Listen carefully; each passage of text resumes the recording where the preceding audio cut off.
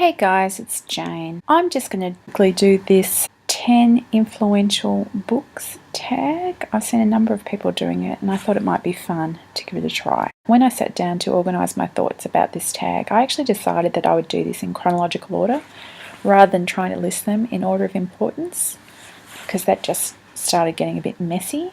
The first book that I've chosen is the book that I remember most fondly from my childhood, Dr. Seuss's Green Eggs and Ham. And can I say, it's just as fun 30 or 40 years later reading it to my kids.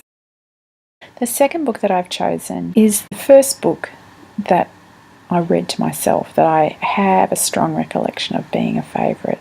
I actually heard the radio play before I read the book. I loved these books and the TV series, and the movie had moments, but yeah, this was a real favourite for me as a kid. The third book that I've chosen is the Book of Romans, which I read by myself for the first time when I was about 14, 15, and it changed my life.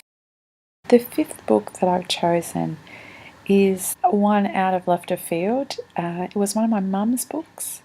She actually had it in a first edition hardcover, which looked just like this picture that I've stolen off the interwebs. It's Command the Morning. It's about the Manhattan Project, basically, the invention of nuclear weapons. It was actually, strangely enough, influential in me choosing to go to university and study science. The fifth, sixth and seventh books that I've chosen are all ones that I read while I was at university, although none of them for my course, surprisingly enough. The fifth book is Mirror Shades. It's a short story collection of cyberpunk fiction, and reading it really kind of made things go off in my brain, and I think made me realise that science fiction or this sort of thing was kind of my jam. The sixth one was also quite important to my reading life. It was the first, it's Green Monkey Dreams by Isabel Carmody, and Isabel is a friend of mine, and this was actually the first book that I ever went to a book launch for.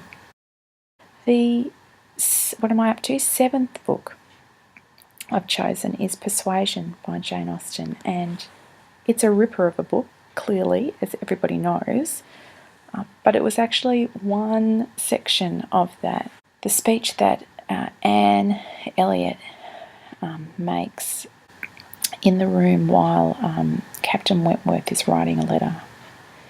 And she says, "Why would you trust books to tell you what women are like? Books are all written by men."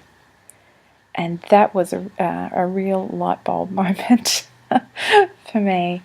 The eighth book that I have chosen is one that I read not long after uni. I was in my kind of mid-20s, I think, when I read this. And I've plonked it in because it's the first book by Neil Stephenson that I ever read. A friend recommended it to me and it just blew my mind. And to this day, Neil Stephenson is my favourite author, so Snow Crash has to get a Guernsey. Ninth book that I've put in there is The Moor's Last Sigh by Salman Rushdie. I've always read a lot of genre fiction, and I have friends who are bookworms who do not, who are much higher brow readers than I am.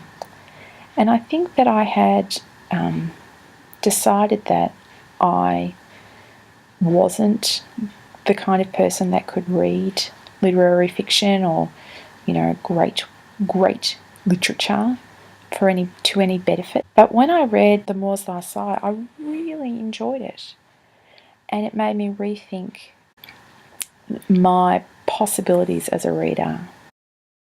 Book 10 is a bit of a fudge, but it's there for a fairly decent reason, I think.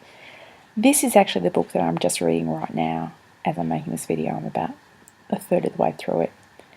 And I put it down as a placeholder to say that whatever I'm reading right now is what I'm thinking about, and that is having an influence on me. So my number 10 book is Sailing to Sarantium. So that's it, my 10 influential books. This time around I'm not going to tag anybody. I'm just going to leave it at that. Hope you're all well, and I'll talk to you later. Bye bye.